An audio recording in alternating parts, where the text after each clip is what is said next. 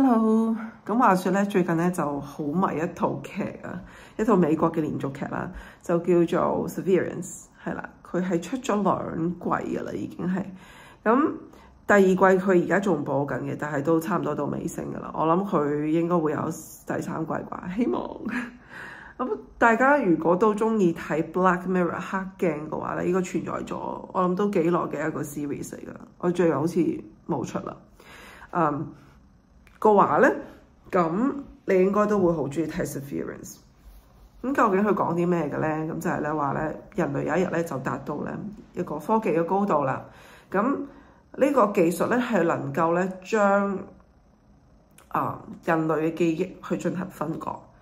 咁喺呢一套電視劇裏邊咧，主要係圍繞喺公司啊同埋個人生活之間嘅一個分割嘅。咁佢係點樣進行分割咧？就係咧當你決定要入呢間公司啦，咁佢有一層咧係專貨所有嘅 Severed， 即係做過呢個程序嘅員工啦，入去做嘢嘅一個流程嚟嘅，完全係同外界分隔開嘅一個區域啦。你當係咁，佢入去呢一個流程之前，佢必須要做一個手術，就喺後邊嗰度轉個窿啦，佢就會插一個 chip 喺後邊。咁插入咗之後咧，咁佢就會將佢咧送入去呢個流程啦。咁當佢存在呢個流程嘅時候咧，佢一啲對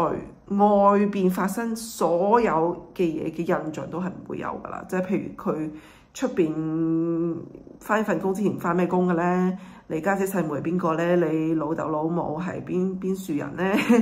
或者你結咗婚未咧？有冇仔女咧？呢啲嘢佢都唔會再記得噶啦。即係相等於你起身咧，你一 wake up 你就一個 as a baby 一張白紙，除咗你係識行識走識講嘢之外咧，你都係一啲對外界嘅認知都唔會知噶啦。包括你都唔知個天空係生成點嘅，即係甚至呢個世界上有冇天空你都係唔知嘅。因為你嘅生活咧，永遠你一合埋眼開眼，合埋眼開眼，合埋眼開眼，即係你公司裏邊嗰個 version 啊，永遠都係只係會生活喺公司裏邊，即係 trap 咗喺裏邊咁樣咯。當係佢亦都係冇權咧，去即係以佢呢個公司嘅身份去行出去，哪怕佢係幾想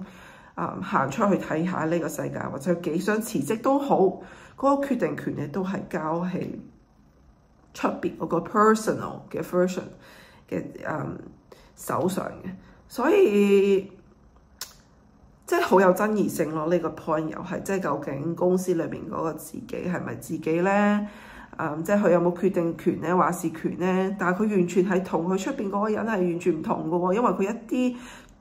記憶都冇，即係對佢以前嘅生活。咁係咪某程度上你係製造咗另一個人格咧喺裏邊？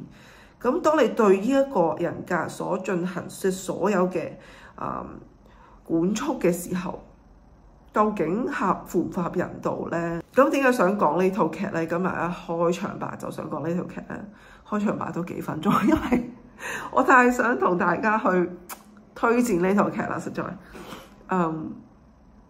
Anyway 好啦，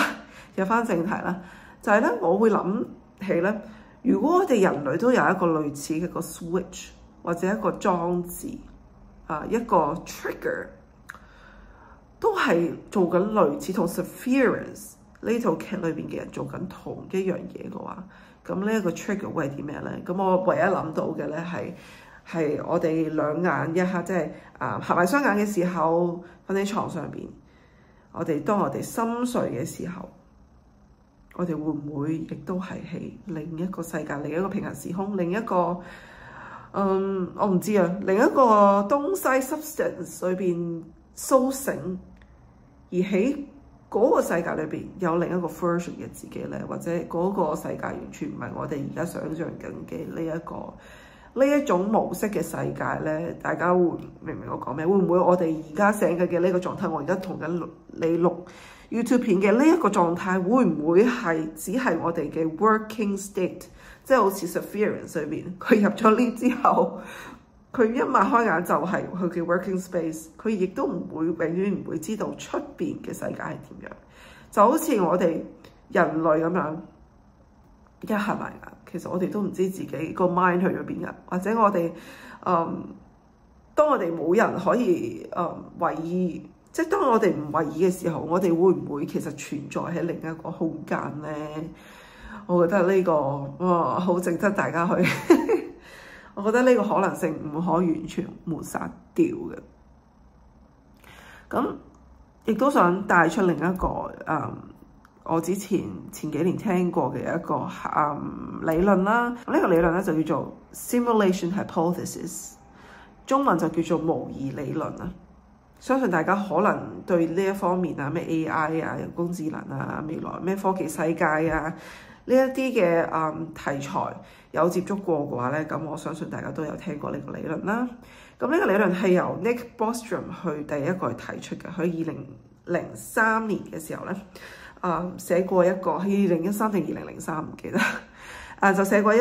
篇 essay 嘅，一篇 paper 嘅，就係去講述佢呢個理論，點解佢覺得人類係生存緊喺呢一個模擬嘅世界裏邊啊。其實都唔止佢一個人講過，後尾即係最近期嘅有可能最出名嘅 Elon Musk 啦，佢都有提出過呢一個理論，就係話我哋人類咧 very likely we are existing in a simulation hypothesis。突然間轉 channel，我自己都好 lucky 嚇，即係佢嘅意思就係我哋人類存在喺一個模擬嘅世界咧，係非常嘅可能性係非常之高。其實佢個 paper 咧係大家好容易 search 到，你打simulation hypothesis， 再打佢個名 Nick Bostrom， 我諗第一個結果已經係佢嗰篇 paper 啦。如果唔識讀英文，其實大可以將篇嘢抌落去 GPT 或者 DeepSeek 嗰度幫你翻譯，而家好方便係咪 ？AI 真係好方便。我哋人類到而家，你話生存咗咁耐歷史啦，已經幾千年嘅歷史，我哋都冇辦法去探討完全探討我哋呢一個宇宙，甚至有一啲嘅難題啊，關於人體學啊或者一啲嘅生物學，我哋幾乎係冇可能以而家嘅技術去拆解到。即係如果我哋係以一個電腦模擬一個假説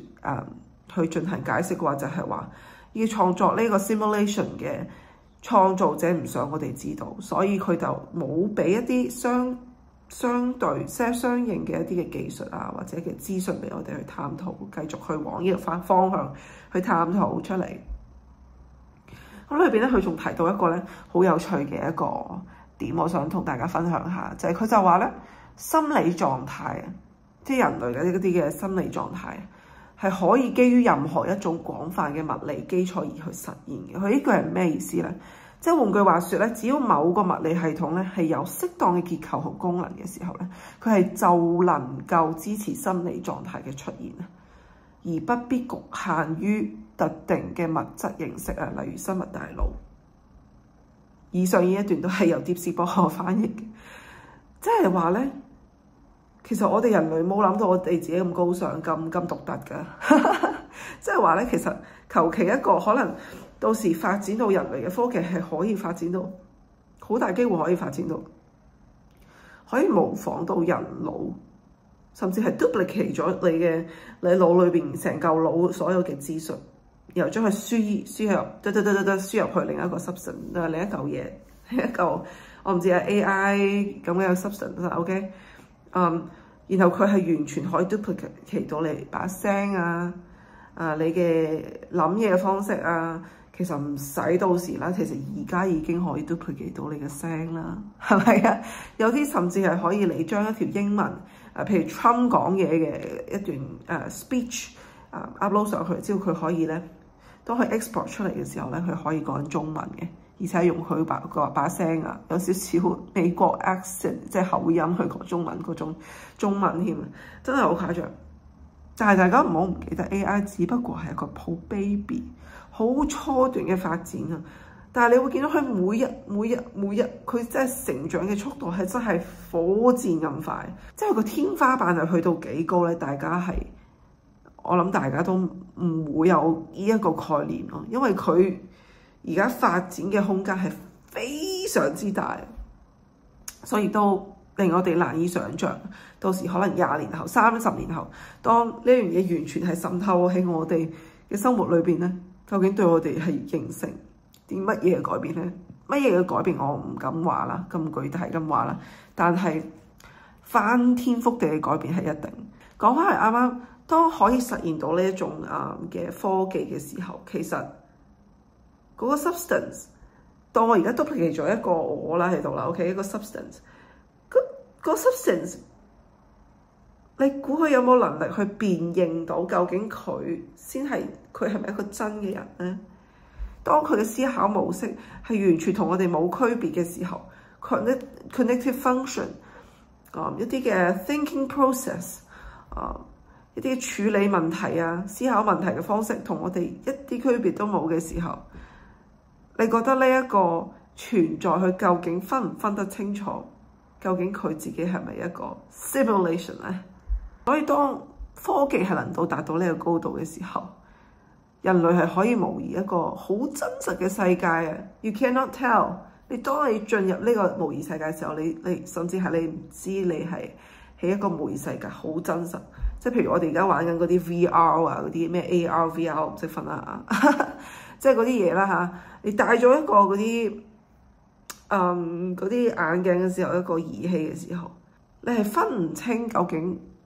嗰個係遊戲當中啦嘅 simulation 啦，定係你嘅真實世界嘅時候，